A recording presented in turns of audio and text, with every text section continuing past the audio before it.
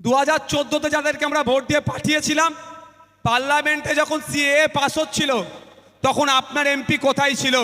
নিশ্চিতভাবে আপনার এমপি অভিষেক ব্যানার্জি আগামী কোনো সময়ে ডায়মন্ড হারবারে বক্তব্য দিলে একথার জবাব তিনি দেবেন। পার্লামেন্টে যখন সিএএ পাস হচ্ছিল উনি কোন পক্ষে ভোট দিয়েছিলেন? না ভোটদান থেকে বিরোধী ছিলেন, না সিএএ এর বিরোধিতা করেছিলেন? ওনার মুখ থেকে আমরা জানতে চাই। তারপরে নওশাদ সিদ্দিকী ডেটা দিয়ে ওনার কথার সাথে সত্যতা মিলিয়ে দেবে।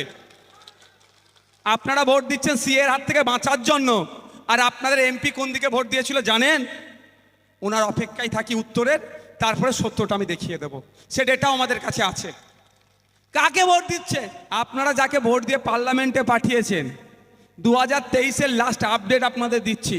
আমি যদি ভুল বলি মমতা ব্যানার্জির ভাইপোকে বলছি এই ক্যামেরার মাধ্যমে আমার নামে কেস করবেন।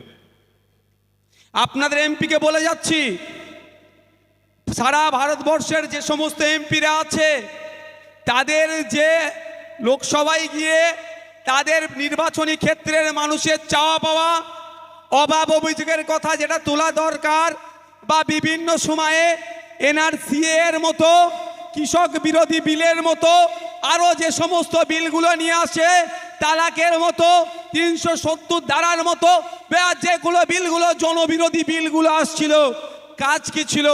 আপনি আমি ভোট দিয়ে 10 লক্ষ মানুষের জনপ্রতিনিধি করে উনাকে পার্লামেন্টে পাঠিয়েছিলাম। যে সমস্ত আইন আসছে জনগণের বিপক্ষে গেলে, কোনো বিশেষ ধর্মকে আঘাত দিলে পার্লামেন্টের মধ্যে দাঁড়িয়ে এই আইনের বিরোধিতা করার জন্য, কিন্তু আপনার এলাকার এমপি 100 দিন পার্লামেন্ট হলে মাত্র 14 দিন সেখানে গিয়েছে। কি বলছি? 100 দিন পার্লামেন্ট হলে মাত্র 14 দিন গিয়েছে। ওনার তো যাওয়ার ইচ্ছেই তাহলে নাই। আর পাঠাবেন নাকি? পাঠাবেন? যেখানে ন্যাশনাল অ্যাভারেজ হচ্ছে 100 দিনের পার্লামেন্টে 79 দিন। বলবেন তৃণমূলী বাইরে এখানে থাকলে, বলে নওশাদ ভাই এনেছে বলে গিয়েছে, যদি ভুল তথ্য দেয় মমতা ব্যানার্জির ভাইপোকে বলবেন আমার নামে মানহানি মামলা করতে। আমি তথ্য নিয়ে বলছি, যদি না আমার কথা বিশ্বাস হয়, সবার হাতে দেখুন এখন কম বেশি গুগল আছে, অ্যান্ড্রয়েড সেট গুগল আছে, গিয়ে সার্চ করুন। যে পড়ালেখা কম জানে ভয়েস সার্চ করলেও এসে যাচ্ছে আজকের ডেটে। যে পড়ালেখা একটু বেশি জানে টাইপ করুন, নাহলে ভয়েস সার্চ করুন। অভিষেক ব্যানার্জি মহাশয় ডায়মন্ড হারবারের এমপি, ডায়মন্ড হারবারের এমপির কতদিন পার্লামেন্টে উপস্থিত ছিল? আপনারা কেন ভোট দিয়ে মানুষকে জেতান? ভোট দেওয়ার প্রয়োজনটা কি আছে?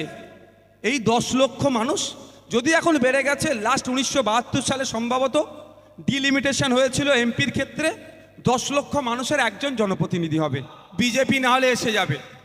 ভোটটা দেওয়া হলো, কি দেখলাম?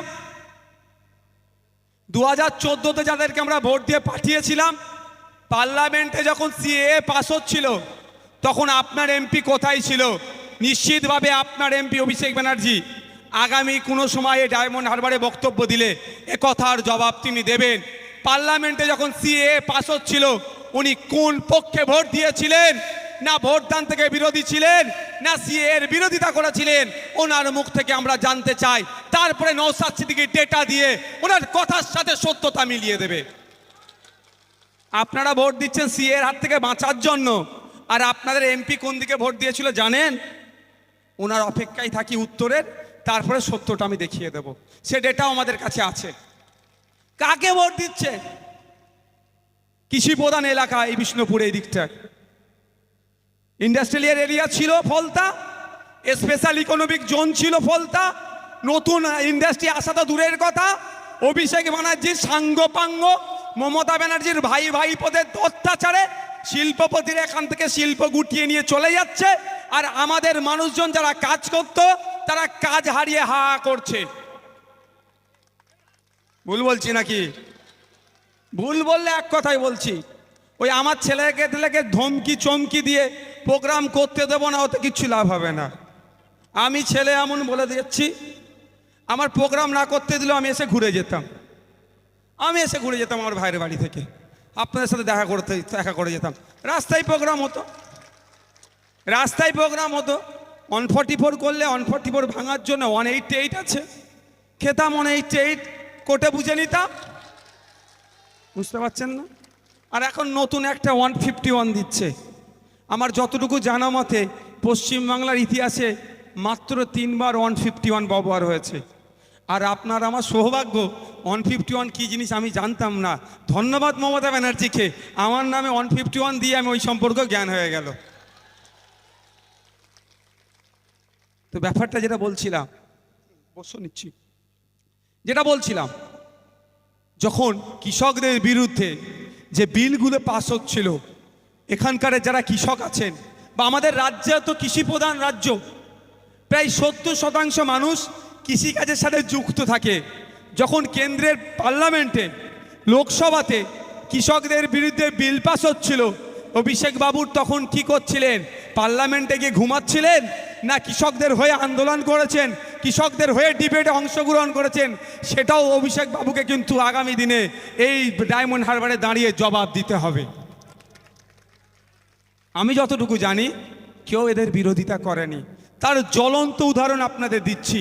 সারা দেশে আমরা যারা কৃষক প্রেমী ছিলাম, সবাই মিলে একটা ভারত বন্ধের ডাক দিয়েছিলাম, আপনারা জানেন তো? মেনলি কৃষকরা দিয়েছিল, আমরা সেটাকে হ্যাঁ বলেছিলাম। সারা দেশে এবং বিজেপি পরিচালিত রাজ্যগুলোতে বন্ধ পালিত হয়েছিল। উত্তরপ্রদেশের মতো রাজ্যে, বিভিন্ন গুজরাটে, অসমে বন্ধ সুন্দরভাবে পালিত হয়েছিল। শুধুমাত্র বিজেপির যারা বলে প্রধান বিরোধী, পশ্চিম বাংলাতে তৃণমূল বাহিনীকে রাস্তায় নামিয়ে বন্ধকে সফল হতে দেয়নি, অর্থাৎ কৃষকদের বিরোধিতা করে বন্ধ করতে দেয়নি এই অভিষেক বাবুর দলেরা। তাই সময় এসেছে কৃষক বন্ধুরাও মমতা ব্যানার্জি তার ভাইপোকে জবাব দেবে লোকসভা নির্বাচনে। কৃষকদের স্বার্থে আঘাত লাগছে, আমাদের তো উচিত আরো কৃষকদের হয়ে কথা বলা। আর আন্দোলনটা হচ্ছিল বিজেপি সরকারের বিরুদ্ধে। ইনাদের এত গাত্র দেওয়া হচ্ছে কেন? বিজেপিকে তো দায়িত্ব নিয়েছে লালন পালন করার জন্য। এখন অনেকে ভাবছেন দুটো বিষয়, যে অনেকে তৃণমূলের অত্যাচারের কারণে ভাবছেন বিজেপিকে ভোটটা দিয়ে তৃণমূলকে সাইজ করতে হবে, অনেকে ভাবছে। আবার অনেকে বিজেপির ভয়ে, বিজেপিকে রুখবে বলে তৃণমূলকে ভোটটা দিতে চাইছেন। এই যে দুটো চিন্তা ভাবনা নিয়ে চলছেন, দুজনদেরই চিন্তা ভাবনা ভুল হচ্ছে। কারণ বিজেপি আর তৃণমূল আলাদা নয়।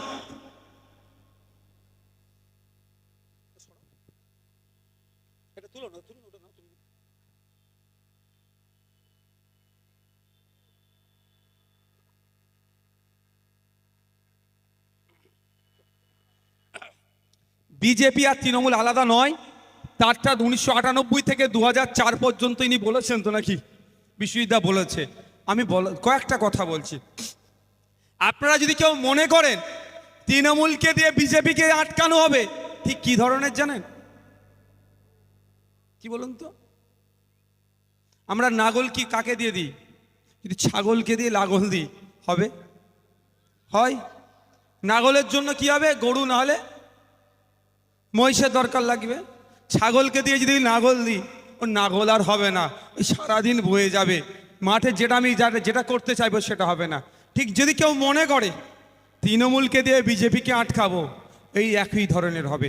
আর যারা মনে করছে তৃণমূলকে সাইজ করার জন্য বিজেপির হাত ধরতে হবে, ঠিক উল্টোটাই হবে।